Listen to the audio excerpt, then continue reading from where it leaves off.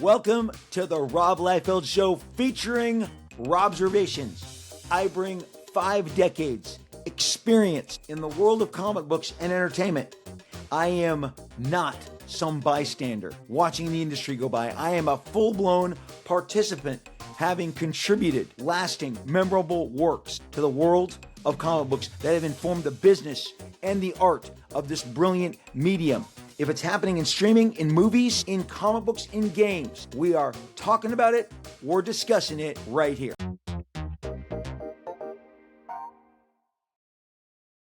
Hello, everybody, and welcome to another edition of the Rob Liefeld Show featuring Robservations. That's me. I'm Rob Liefeld.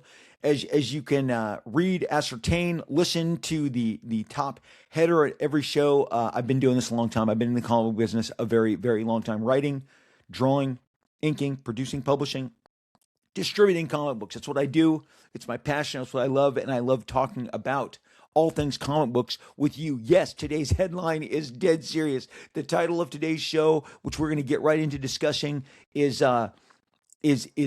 something that is being discussed in many different quarters all around the comic book world, the comic book community. And we're going to drill into it and we're going to examine it. And part of why it's happening is because your Marvel comics have become suddenly so underwhelming. I'd say mysterious, but the mystery about them is because they're so underwhelming. No one understands. And you don't go to a giant gathering of comic book retailers, as I did last week with Comics Pro up in Los Angeles, and not walk away having heard the chatter. And the chatter stems from the fact that people just can't believe how all the air came out of the Marvel balloon. That's really the best way to describe it. The air came out of the Marvel balloon in so much as there's nothing that is taking flight. There is certainly nothing with heat, with sizzle in regards to Marvel Comics and their publication arm, their Marvel and their comic book publication arm. People were asking, and a theory was being put forth. Is Marvel Comics tanking? Okay? Are they tanking? And we are going to play all the pros and cons throughout this episode that you should take very, very seriously, okay? Because when you think about all this and you look into it, there's evidence that at the very least, the effort is not there in the way that it used to be. And the theories being floated around, some top retail names were telling people, here's the deal. Marvel is not producing their best work. They're not producing the best level of comics because they are lowering expectations, heading into an opportunity to then license them to other publishers. It's a crazy scenario. It's a crazy theory, but because of the conditions surrounding what's going on in the comic book world, it's why it's being discussed in such a serious manner. Think of the books that you've been listening to, hearing about, the heat on these books in the last year and a half, possibly full 2 years.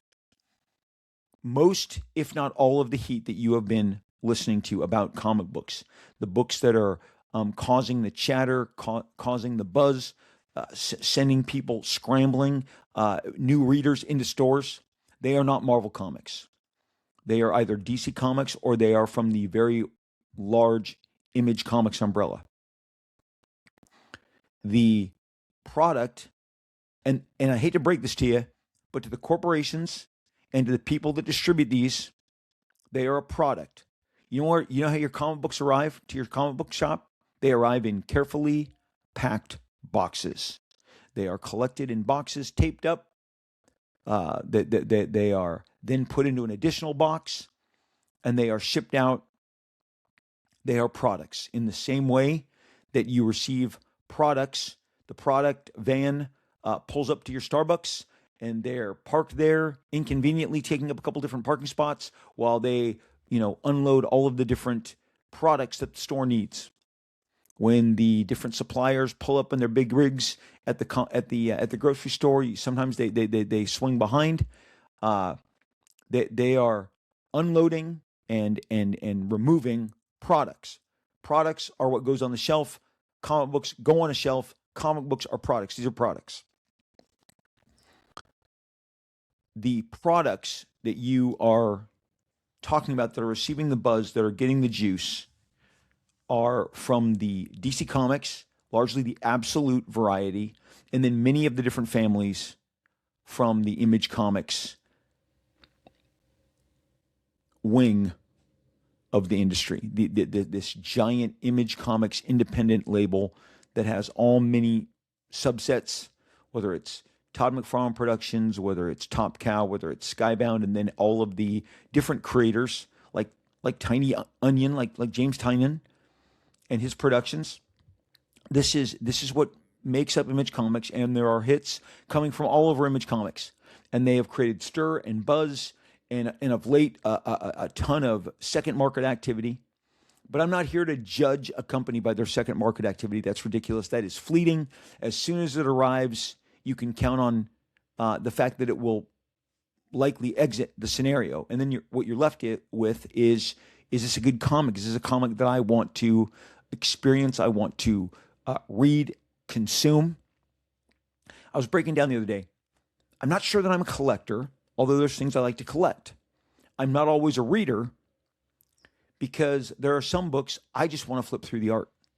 I will buy it, I will take it home, and I will flip through it without ever engaging the word balloons, but I will look at the art, and I will look at different sequences, and maybe if that sequence does grab me, I'll follow, the actual dialogue and some of the narrative. But and that would make me. I figured out I am an indulger. Many comics, I am an indulger. I just want that book drawn by Dave Finch. Sometimes, not always. Sometimes. I just want that book drawn by Adam Kubert. Okay. I just want that book drawn by Steve McNiven. For all you could take all the word balloons off of it for all I care. I just want to look at his action, choreography, his setting, the figure work, the faces. I indulge art. First and foremost, that's my thing. But I know that there is equal parts. It's like how divided the country is. Like 51-49. 51 want the art, 49 want the story. Huge percentages that are driving both. And then if we could drill into those percentages, then there are the people who buy them for the collecting aspects. We'll get to the collecting aspects and dwell on that a little further and how that factors into everything. But the reason that people are saying, is Marvel tanking? Is Marvel tanking?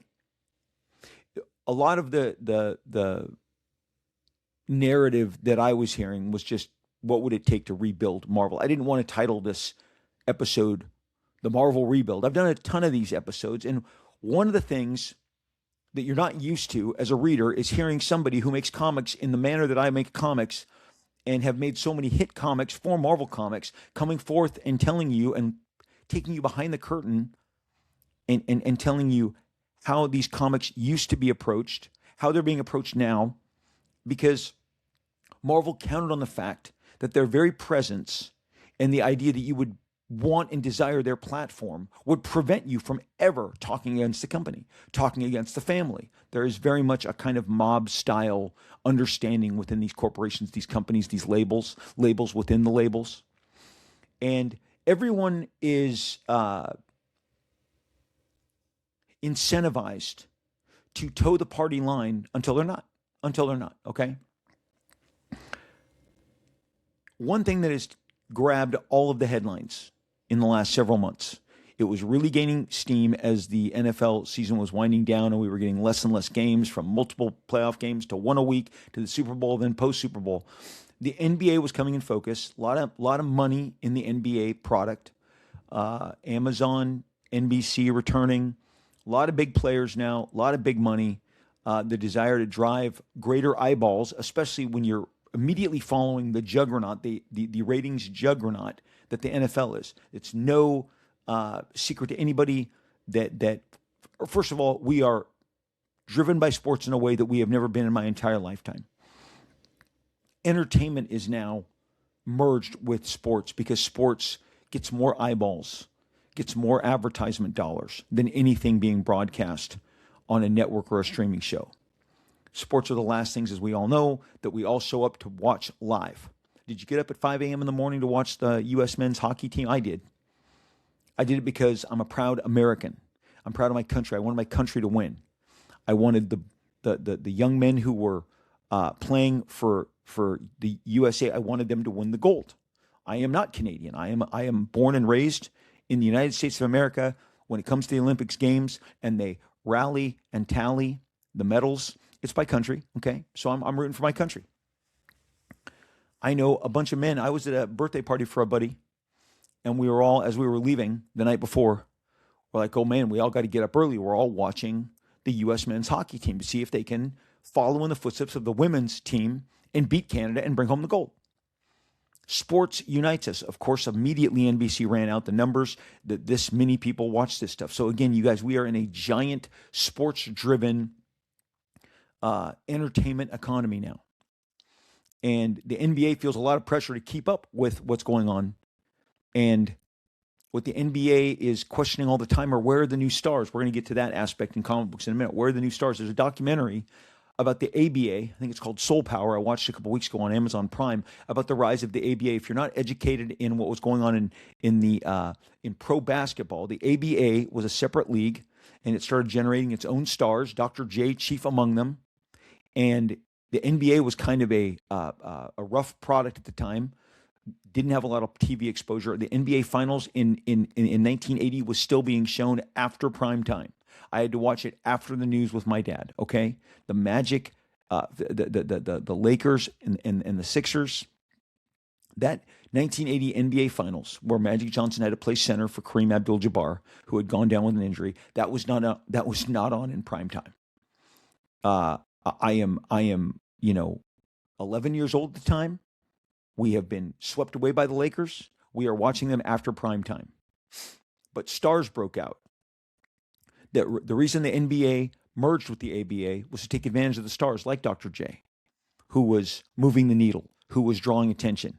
And of course, then we had a birth of all new stars with Magic and Larry, and there was no looking back. You had a deep bench of Laker stars. You had a deep bench of Boston Celtics stars, and then you had Moses Malone, and you had all the other guys who were coming up. And by the mid-'80s, the arrival of Michael Jordan and Clyde Drexler and Charles Barkley and Gary Payton. I mean, the league had all of these great stars. Stars drive interest. They drive eyeballs. The first thing that people are saying about Marvel are, where are the stars? Where did the stars go?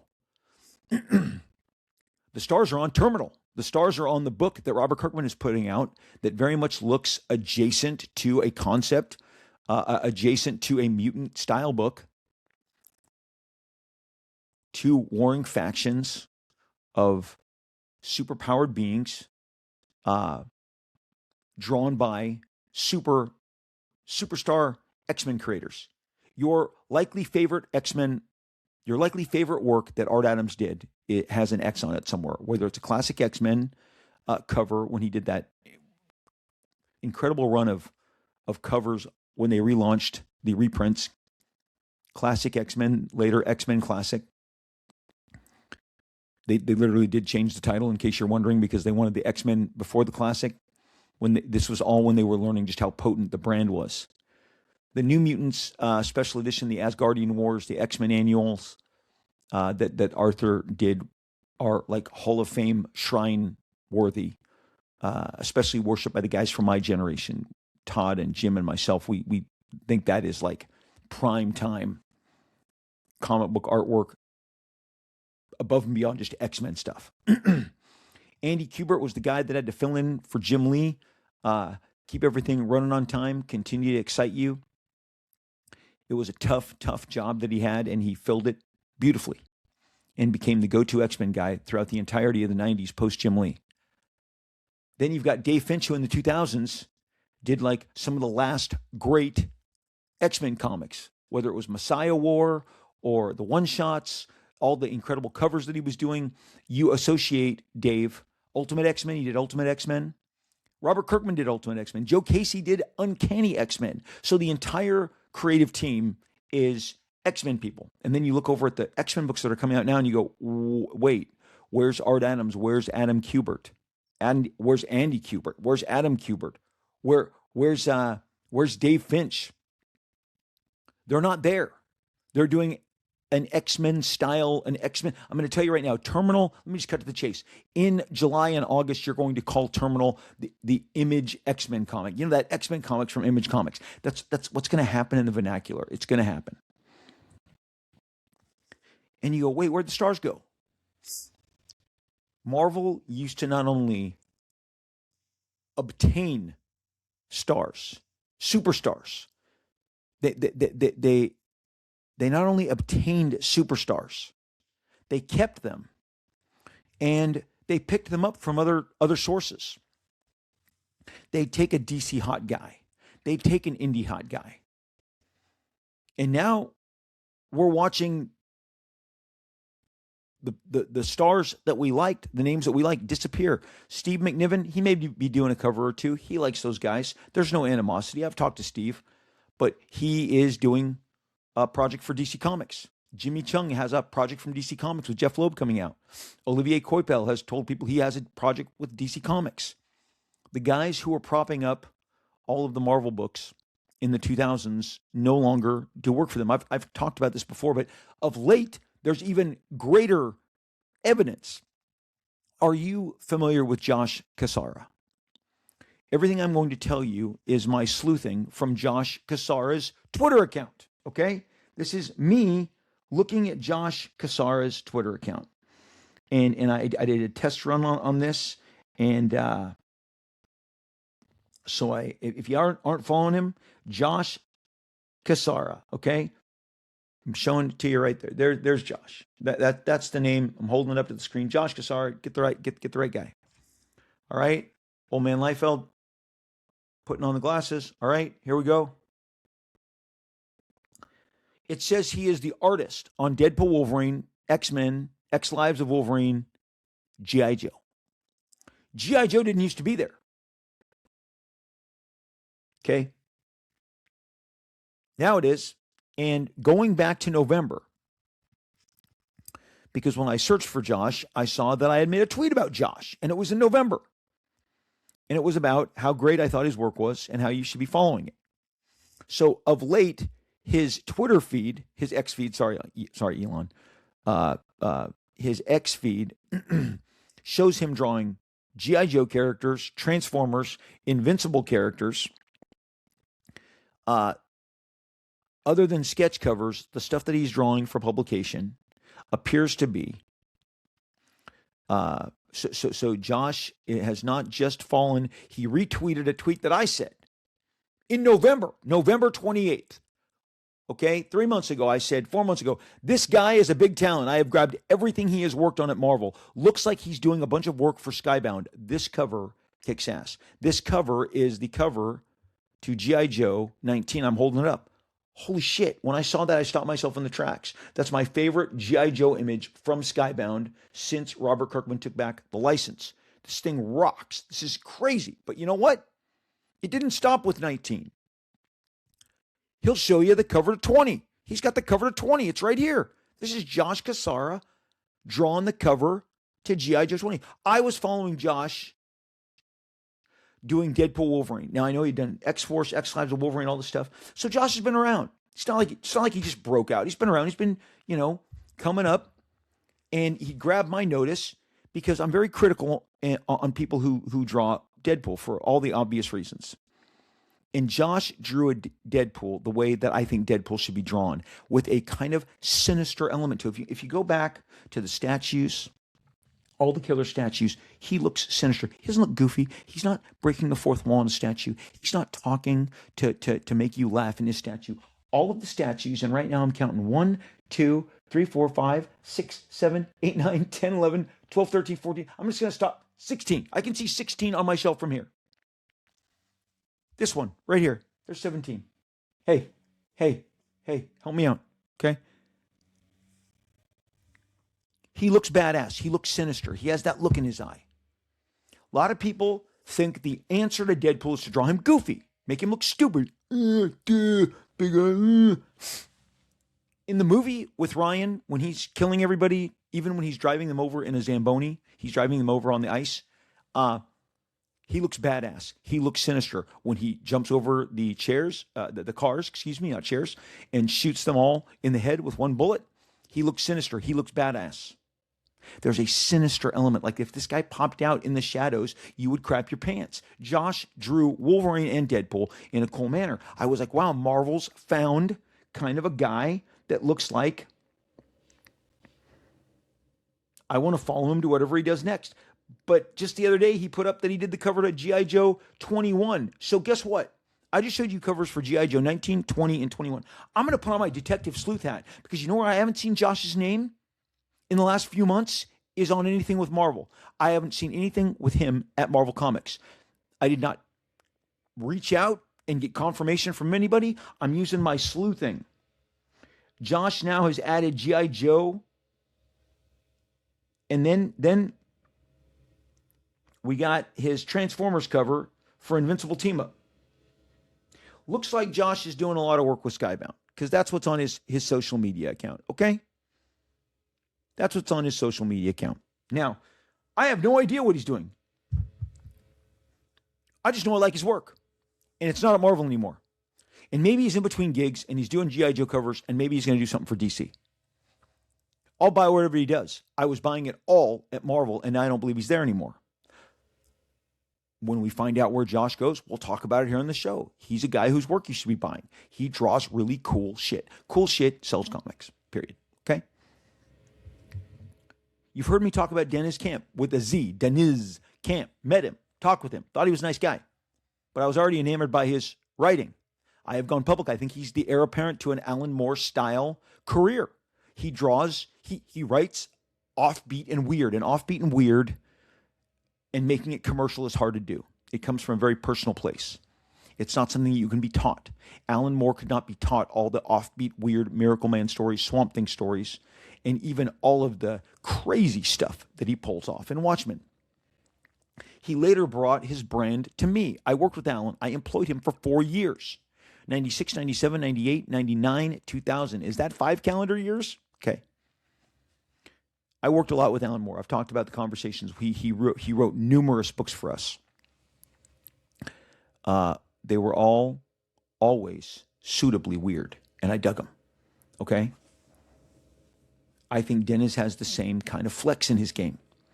I think Assorted Crisis Event and 20th Century Man are really cool, weird, bizarre, in the best possible way, in the ways that I like.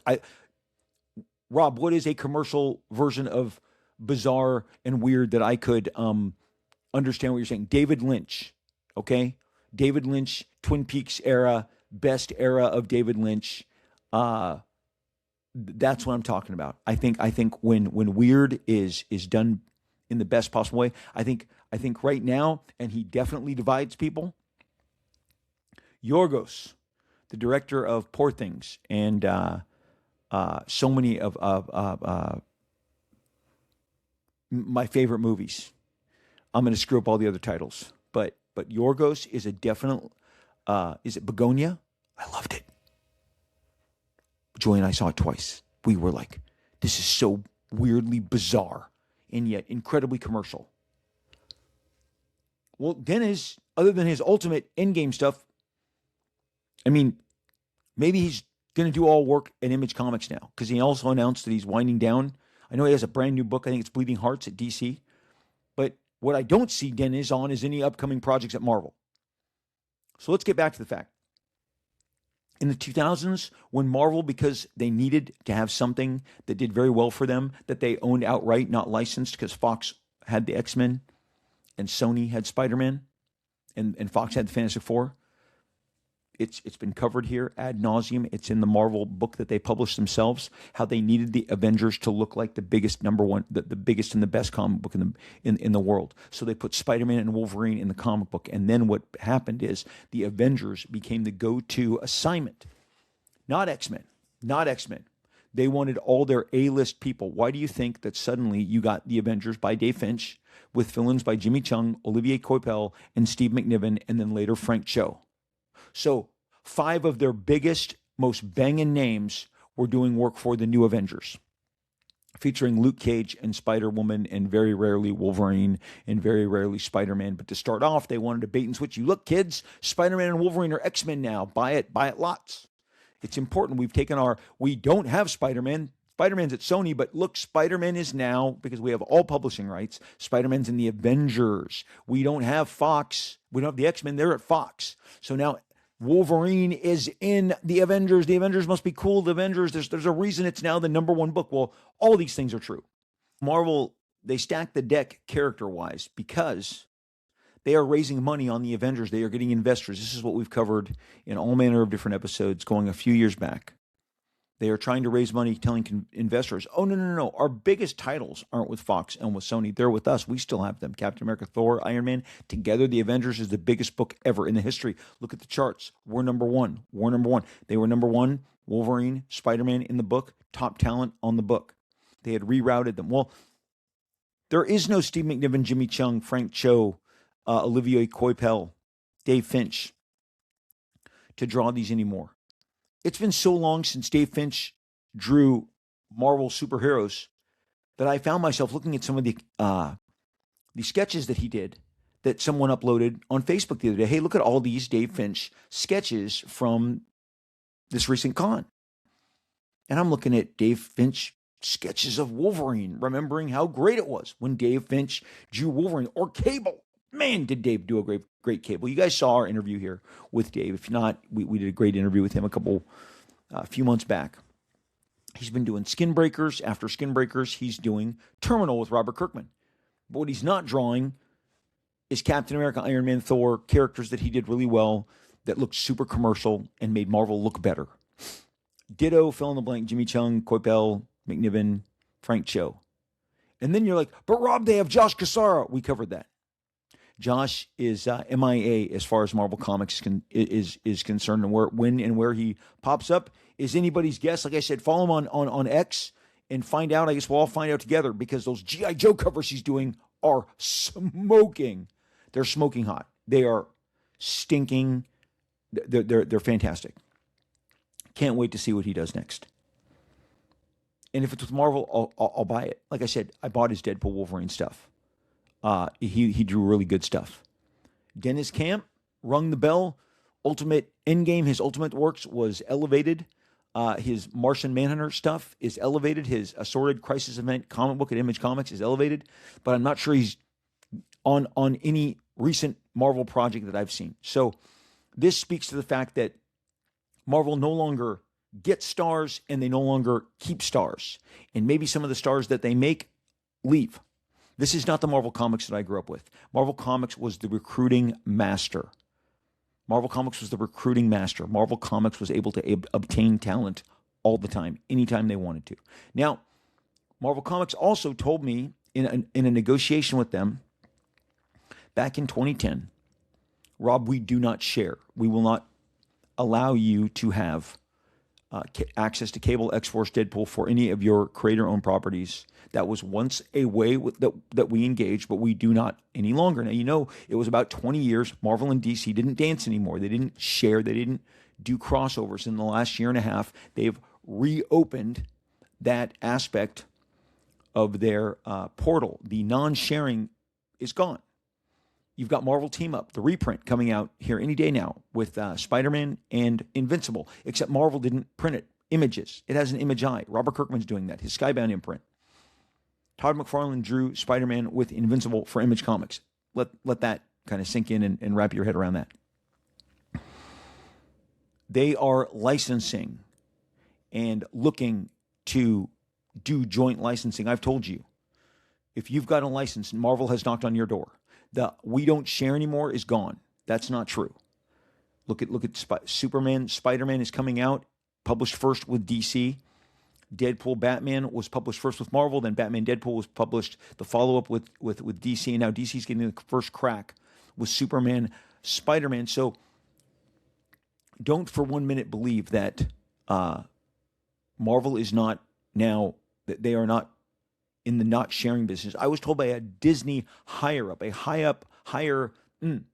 level executive at Disney proper, the film business, the entertainment business, during this time that Marvel was telling me we don't share.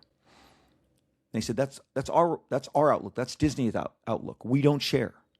We don't lend out Mickey Mouse and Snow White and Goofy, and they're like, we are all in. We want to own it. We want to exploit it. We want to control it. Was told to me exactly by Disney. And I think if you look at the history of how they've conducted themselves over the many decades, that is exactly how they have conducted themselves until now, which is a new form, a pivot for Marvel publishing wise, which is why this idea that maybe they are getting set up to license the comics is one that retailers are chatting about. Is Marvel tanking? Is the name of this episode. It's the name of this discussion. Tanking in the NBA will get you higher draft picks. The Utah Jazz was fined right before the All-Star game. They had a game, and they sat their two best players. Didn't play them in the fourth quarter in what was a very obvious attempt to tank the game. They ended up winning against the Heat anyway. Lauri Markkanen, their standout, and then Jaylen Brown were both they both sat out. The Indiana Pacers have been doing kind of the same thing. When you're perfectly healthy, capable stars who have played 3 quarters are now being told you're not re-entering the game, and it is obvious that you are trying to tank. The Cleveland Cavaliers tanked to obtain LeBron James. Okay, the Spurs, almost 3 decades ago, 20 plus years, tanked to obtain Tim Duncan. The Oklahoma City Thunder tanked to obtain Chet Holmgren. I actually read all of these from an ESPN article right before I came on. I'm sharing all this with you. Tanking to get the highest possible draft pick is the cheapest way, the fastest way to rebuild in the NBA. When you don't have the money to spend, and there's all the different aprons and all the different penalties, and it's just the finances of competing in the NBA has never been more difficult as they seek to create parity. What's the benefit of tanking in comic books? It's not getting a high draft pick. It's maybe you are exiting the stage and you are about to open up and license. Imagine the bidding wars. Let me tell you something right now. Let's say on your mid-range titles, that you're spending $15,000, $18,000 a book. Maybe, is that including printing, not including printing? A lot of the mid-range books are at that point breaking even for Marvel Comics. The licensing game is literally sit back and watch people pay you to let them go and exploit all of the different comic book entities or licensing properties. Hasbro licenses Transformers and G.I. Joe, and we've watched them license them to Devil's Due and IDW, and now in their kind of entering almost the third year of since the 2000s, the third decade of licensing these characters to an independent entity. They have found themselves very successfully landed and performing at Skybound. Prior to that, you're like, but Rob, Marvel, yes. Since the 80s, Hasbro has licensed their characters. George Lucas built his empire on licensing. Star Wars was first and foremost a cinematic experience that he licensed for comics, toys, t-shirts, posters, supplies, etc., etc. Before Disney bought George Lucas, Lucasfilm licensed Star Wars to Disney for rides, okay? All of these different partnerships. Licensing is just sitting back and letting people cut money, cut you checks, and you're just in the pure profit business. And maybe Marvel is pivoting towards the pure profit business. And why are we even discussing this? Because people can't believe that there are comic books out from Marvel that no one is getting excited about, and it's going on a couple of years now. But Rob, they've got some new stuff coming in blind bags. Okay, let's talk about blind bags. But Rob, Marvel's got books coming in blind bags. They had books in blind bags. So I'm going to give you the full-on, straight-up, blind bags are a cheat code. Blind bags are a cheat code. And when I have a blind bag, it'll be a cheat code. It'll be the same application for me as it is for everybody else. A blind bag feeds the gambler instinct, the gambling aspect of comics that has been very successful. And whether you're Battle Beast or a brand new Batman or an Ultimate comic or a Turtles comic, I mean, literally every publisher is indulging in them. And I'm not saying I'm not going to, because it is that low of the hanging fruit. It is that fast. It is incredible. It is a like super fueled way to generate numbers, to make a small term profit.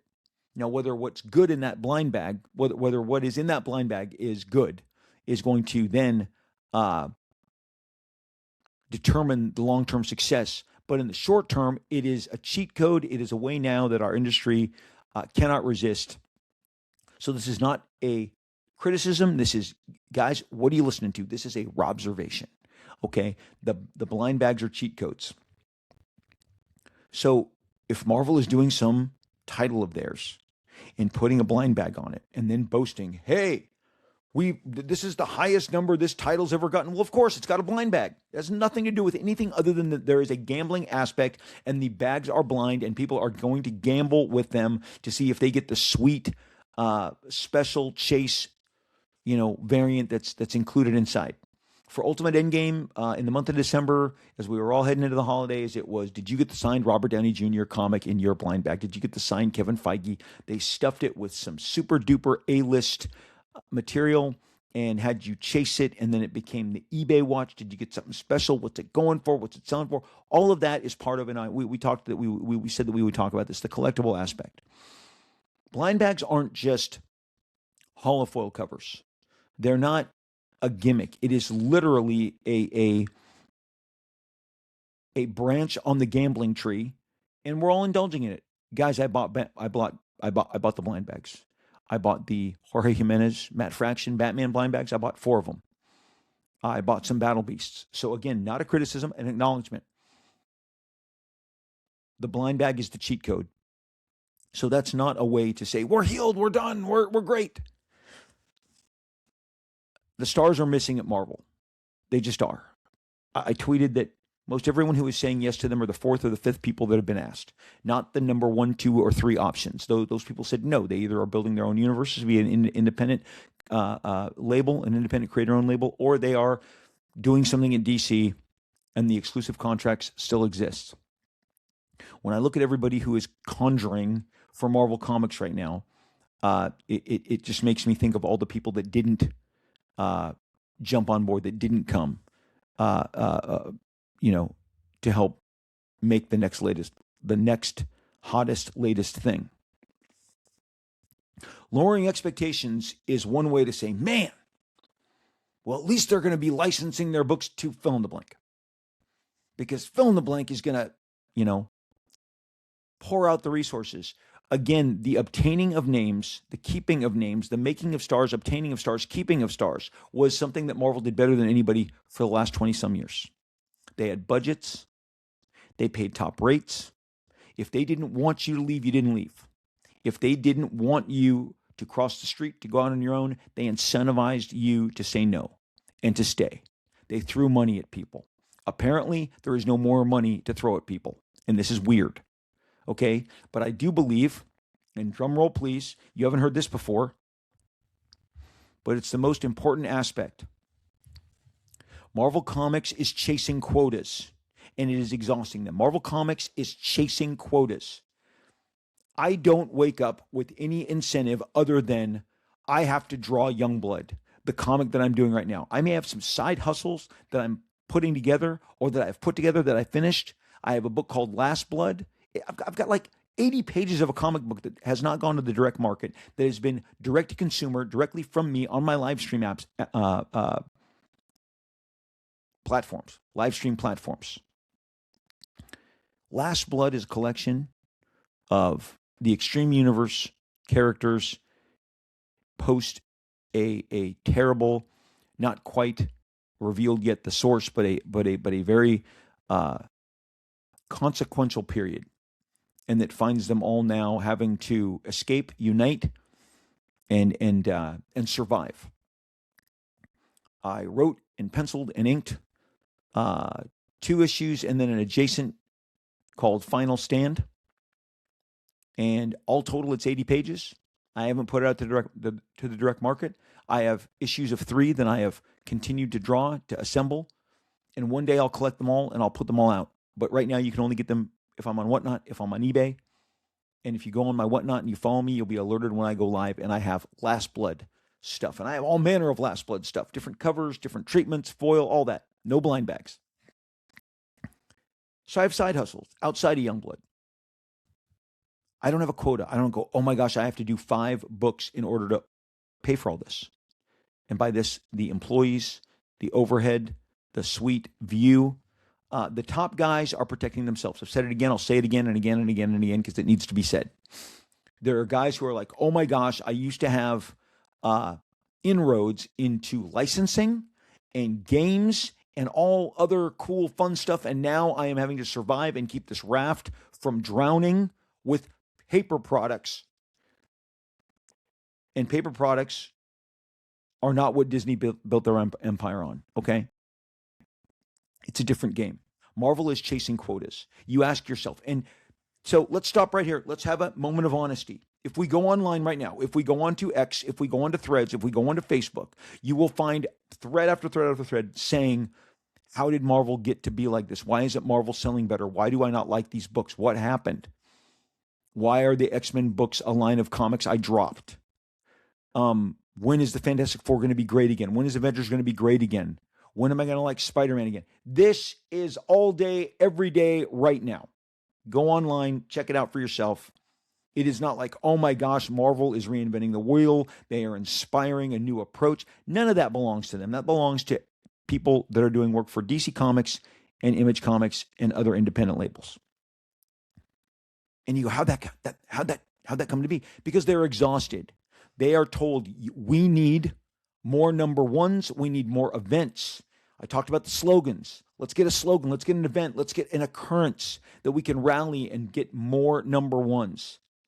X-Men, we're relaunching it. Oh my God, have you seen these numbers on the issue 3s and the 4s? They're terrible. We've got to put them in a brand new crossover. The Age of Evolution, Revelation, reimagined. Okay? It's that is what is driving them. It is not what we call organic. It is, we need 8 number ones in fill in the blank in June, July, August. We need 10 number ones because the number ones give us the most income. We can then sell the most retail variants. We can possibly get gimmicks, including the blind bag stuff. That is what is driving so much of what is going on at Marvel Comics. You're like, but DC's the same. DC's not the same.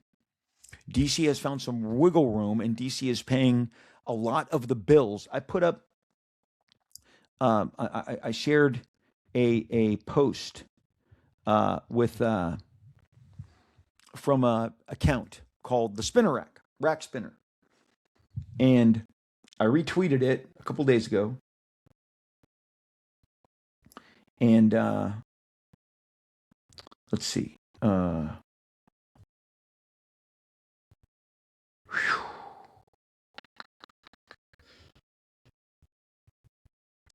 On my X account, I still call it Twitter.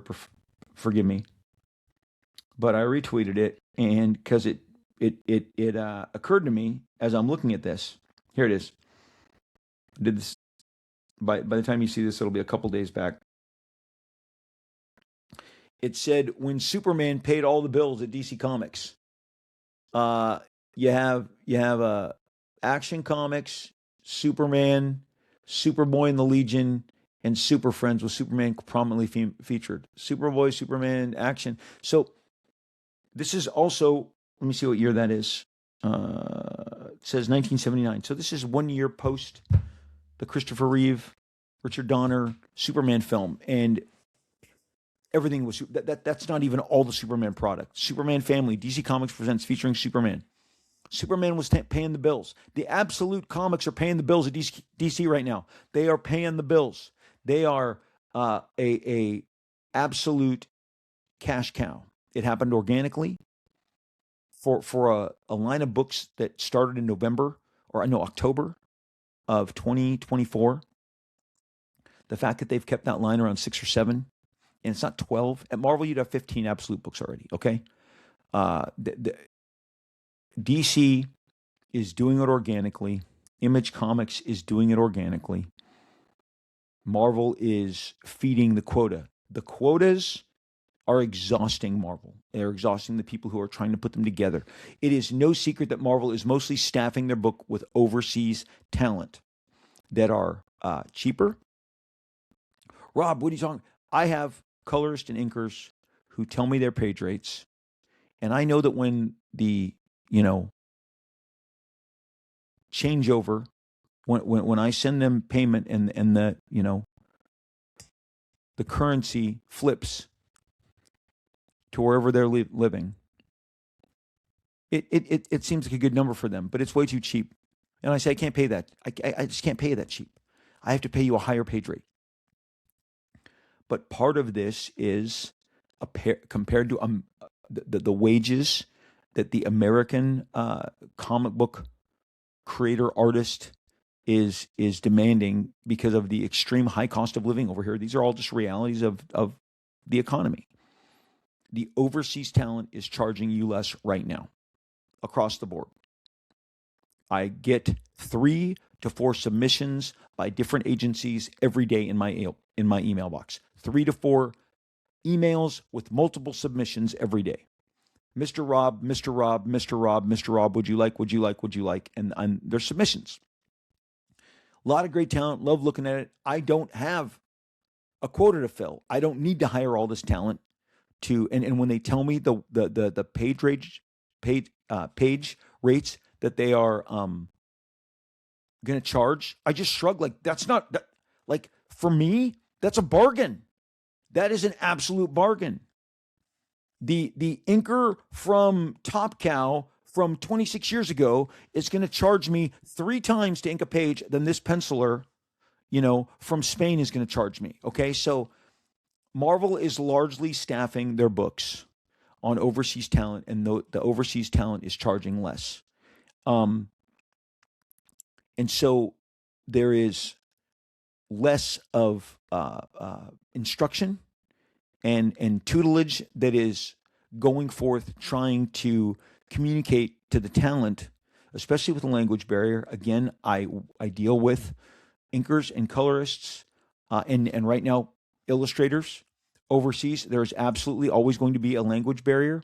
Things have to be repeated. A little extra work if you want the communication to be as crisp and clear as possible. You're going to maybe provide not just a description of the panel. You're going to describe, or you're going to attach a layout, some thumbnails of your own provided by me. So there's a little extra work if you want to get the best outcome. And I think that please don't make this about something that it's not. The affordability is fantastic. And there are some incredible talents. It's not like people overseas can't draw or just like in sports, It's not like overseas basketball didn't change the game. There are incredible talents. They certainly are not charging wages that are commensurate with what some of like I said, I have inkers that want to charge me twice a penciler rate because they're like, hey man, this is what I need. This is what I got back in 1995. Okay. But the proper instruction and being able to sit with somebody, Zoom with somebody, show them maybe some of all of the different lessons to be learned beyond how to draw comics the Marvel way. It's something that is easier to do. I've talked about at Extreme Studios. I had a bunch of the guys who are doing work for us overseas. Roger Cruz, Mike Diodato.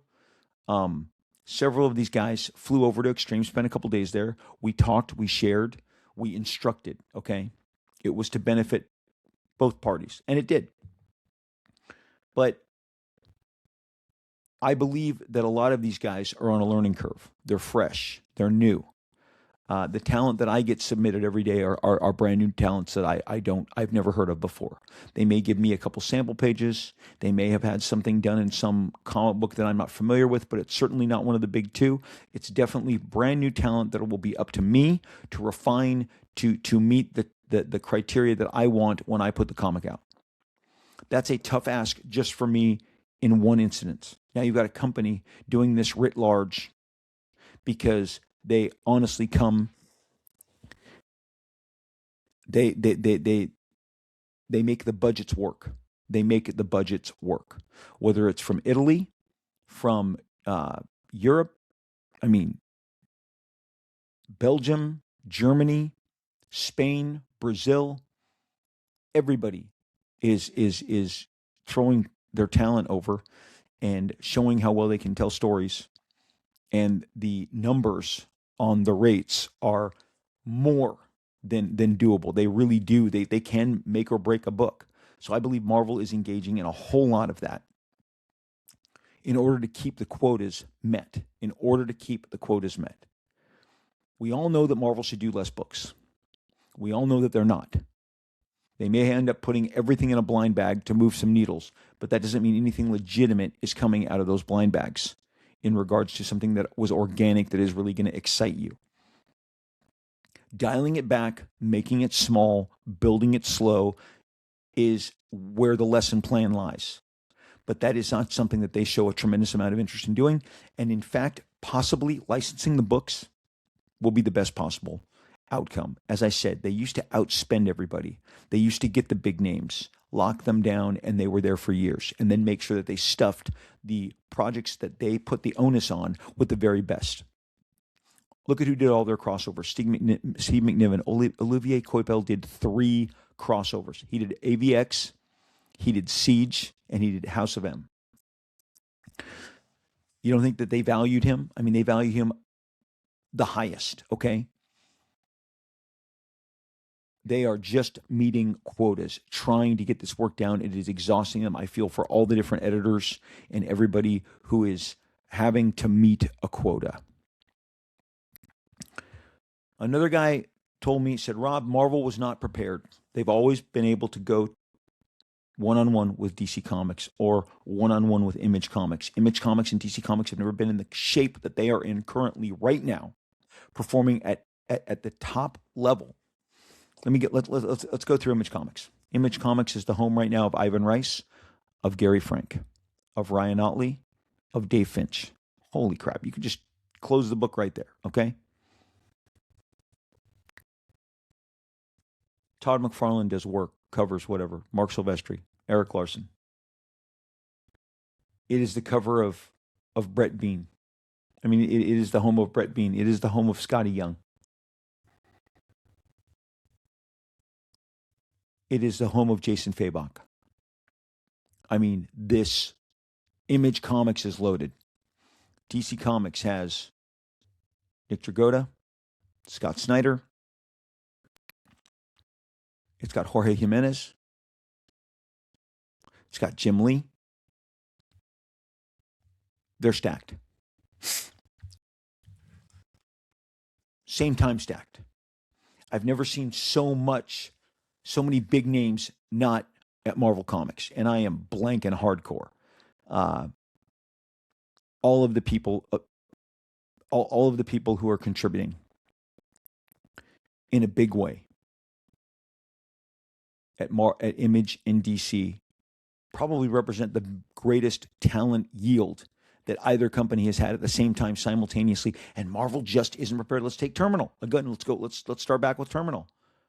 You've got 3 X-Men legends doing a book that I believe will be called Image Comics X-Men. Well, we all wish the X-Men was way better. There's the reality of what we're looking at. And in real time, can Marvel counter that? Can Marvel then go, wait, no.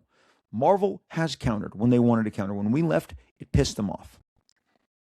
And they scrambled to get our replacements. Both Kubert brothers, Greg Capullo, later Joe Madureira.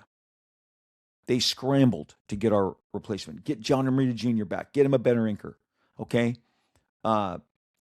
Activate Bagley. Upscale Sal Buscema. You know, they were actively trying to get Mark Teixeira to do the work of his life now that Mark Silvestri's not a Wolverine. They Dale Keown's gone. Get that Liam Sharp guy. He draws great, big, muscular characters. They scrambled to counteract all the talent that left them. Right now, they have never had it's never been more competitive. And stuff like Terminal is happening in real time. It's coming out in June. They can't counteract that. The Marvel comics that I knew would have counteracted it, okay? But they're not. In the here and the now, what's existing right now is Robert Kirkman is getting a who's who of X-Men All-Stars to do his book. Is Marvel tanking? You decide. Why? Why are there books that struggle to ignite? I can buy every Marvel comic every week if I chose to. I am currently buying no Marvel comics. I think the last thing I bought was the Spider-Man Wolverine by Mark Guggenheim and Kari Andrews. I thought that was a hoot, a blast. It looked good. It checked all the boxes. I had to get it. These are the cold, hard truths. We compare and contrast everything in our society. We make lists ad nauseum. Better eras, best players, but the Jets are always looking. It's going to be next season. All my Jets fans, New York Jets fans, they're miserable. They just want the Jets to be great, and they haven't been great in so long. They've sniffed maybe some possibilities, but it doesn't come together for them. The Patriots had a 20-year epic ride, the Tom Brady show. And now they made it all the way back to a Super Bowl, and they're satiated again. But of course, they're not satisfied. They were just momentarily satiated until they, can reboot and make another run at it next year.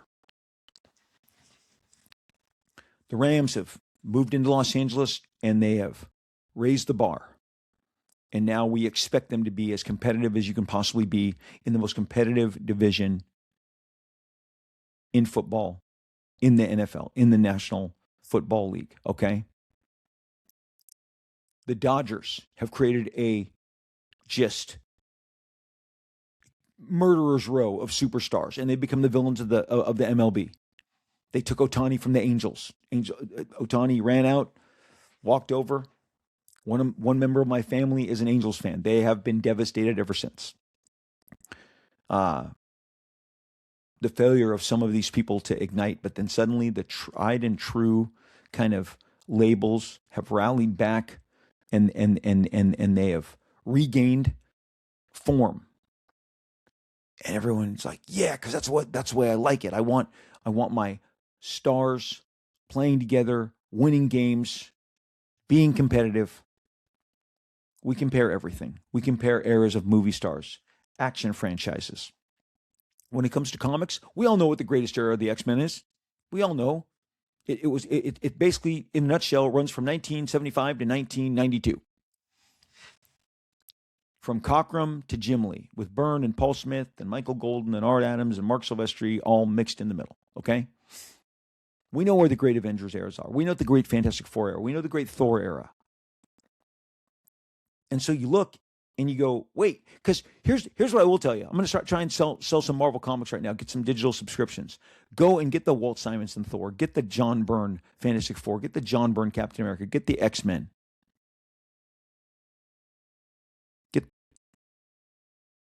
Get the Todd McFarlane Spider-Man, the Eric Larson Spider-Man, okay? Get the Perez and the Byrne Avengers. Get the Jason Aaron Thors, the stuff with Olivier Coipel. Get the get the is it Straczynski? Get his stuff. Get all those great crossovers. Get House of M. Get Civil War. Get Siege. I own original art out of those books. That's how much I love them. I have a sequence of Sentry battling Ares from Siege that is like beautiful. It's gorgeous. It's Coipel. It's stupendous. So I stand by what I'm telling you that I love because I own pieces of it. We are not in that era, and you know when you're like, this Thor wouldn't fit into this. This Avengers wouldn't be remembered here. This We all have the greats. We all have, and we know when we've been restored. Oh man, the Dodgers are great again. Okay. New York is hoping that the Knicks can get to an NBA Finals in the very near future, regain a form that has been very elusive for them in recent decades. With Wemby, the Spurs are back into that zone where you feel like they're going to be competitive for a long time. Where is Marvel's Wemby? Is Marvel tanking? Is the question of the day.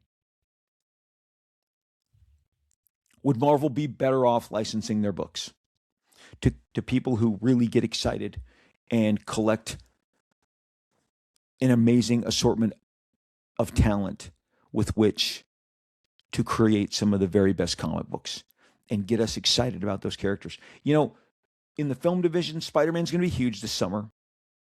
Tom Holland with Spider-Man.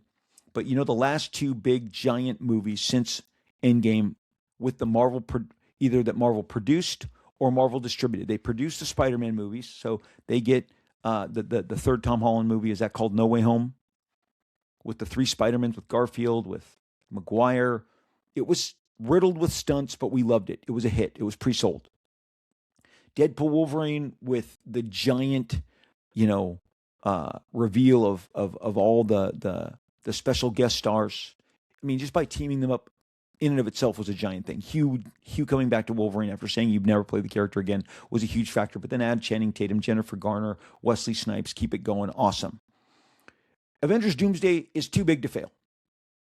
Avengers, the movies are now down to a slow crawl. I read Daily Variety the other day said after a disappointing year, Collider, all of the news sites, after a disappointing year where Fantastic Four and Thunderbolts and Captain America failed to meet expectations, okay?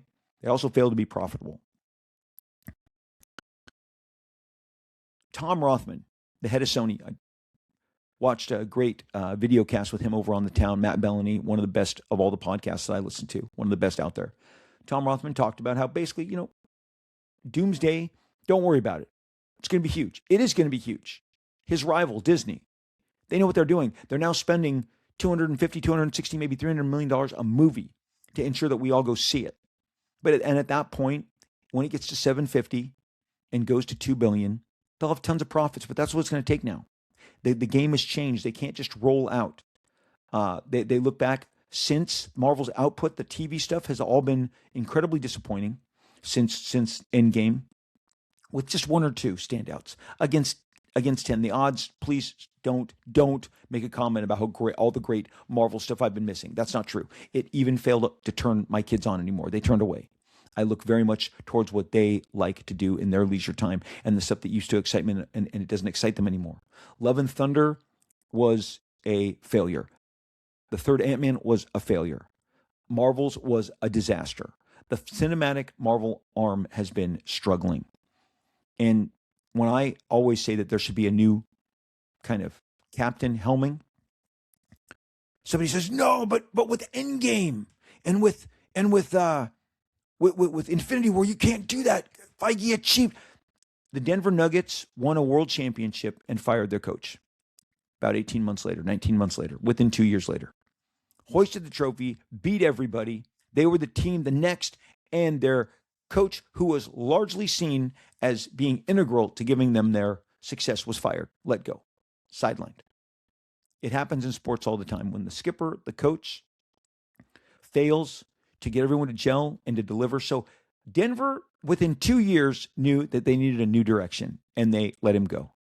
It has been 5 years, and now Marvel has to resort to super stunts and stuff that can be clipped in moments that are going to excite us. Guys, I'm going to Doomsday. I'll see it opening weekend.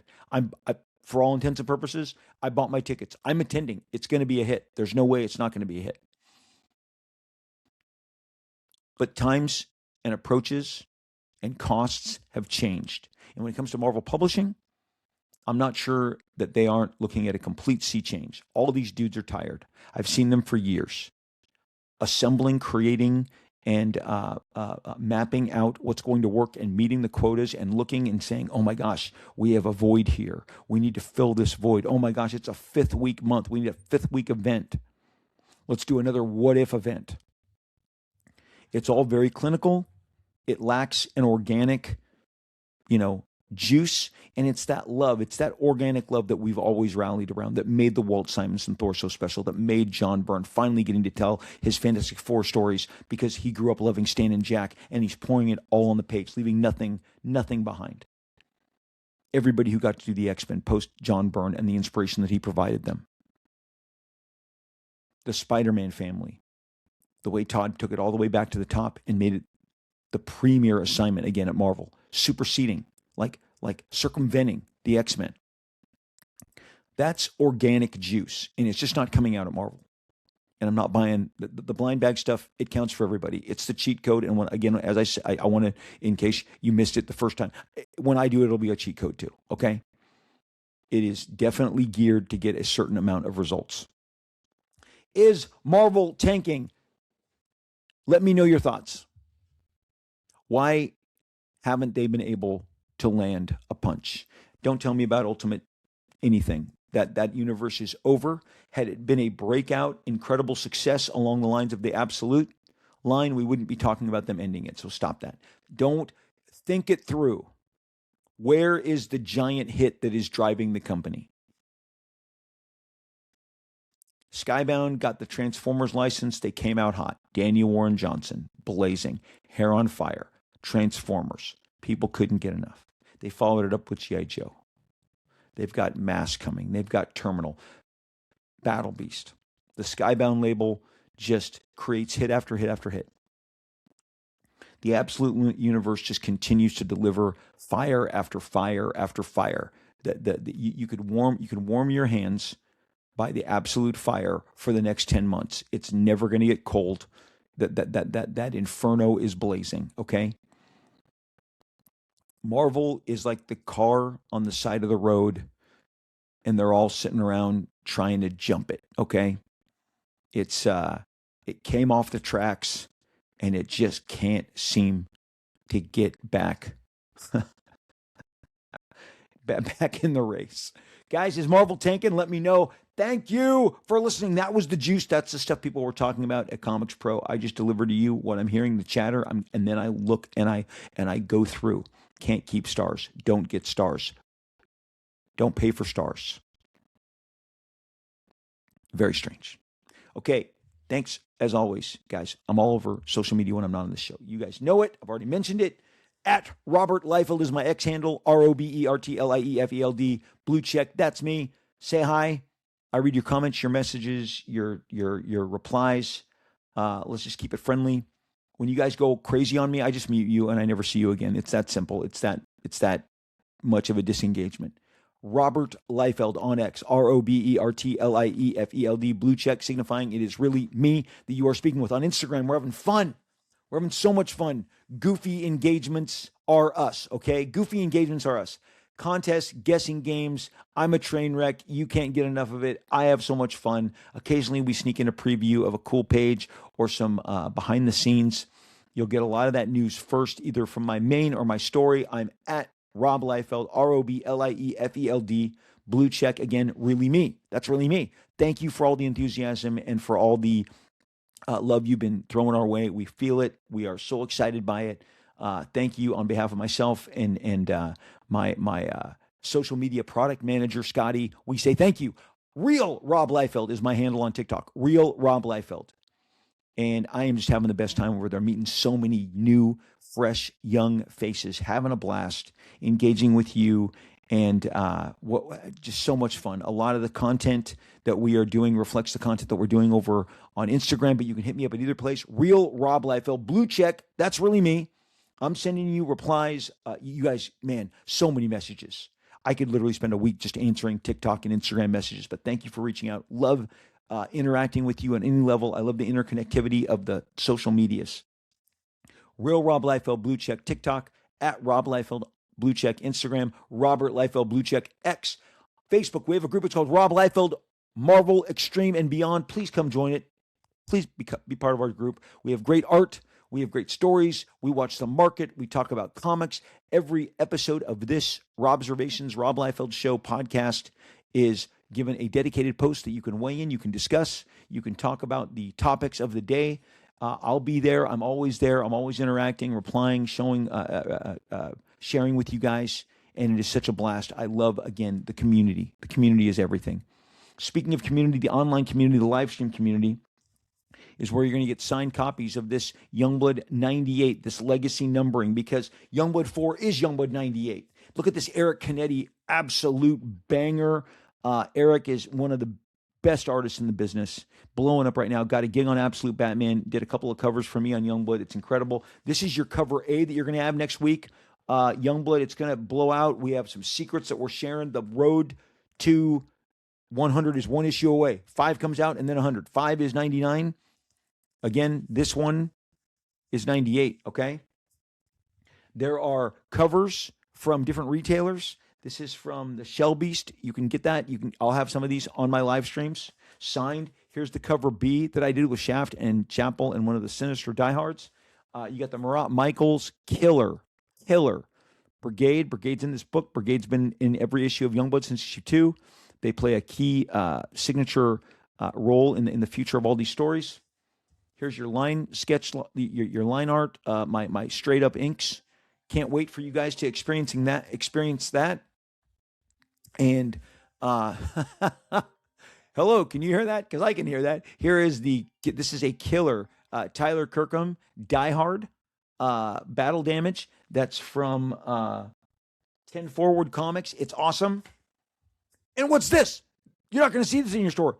Youngblood direct to consumer variant, only available through me on my live streams. My live streams, whether they're on eBay or whatnot, follow Rob Liefeld on whatnot. Be alerted when I go live. I go live basically Wednesdays and a weekend day, a Friday, a Saturday. But if you follow me, you'll see it. You'll check me out. It'll be great.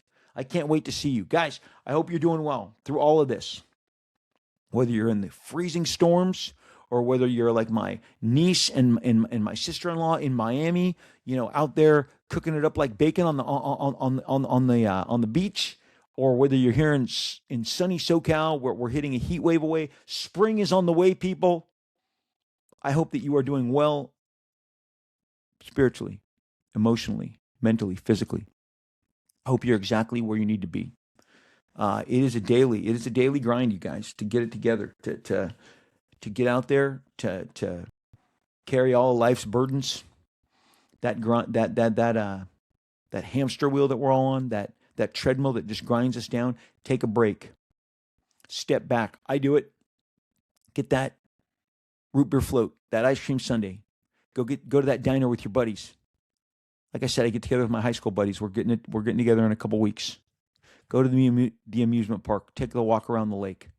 Read that book. Read that comic book. Watch that show that you've been putting off. Take me time. Take time for yourself. Step away. Take a deep breath. Relax. And find the happiness that you seek. That's what I'm rooting for. The Breezus Big Cup, best 90 seconds of my day. Didn't make it here. It's already deep in here digesting.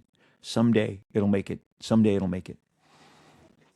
my daily ritual, the Reese's Big Cup. I don't want anything in it. I've shared it with you all these years. They put pretzels in there. They put potato chips.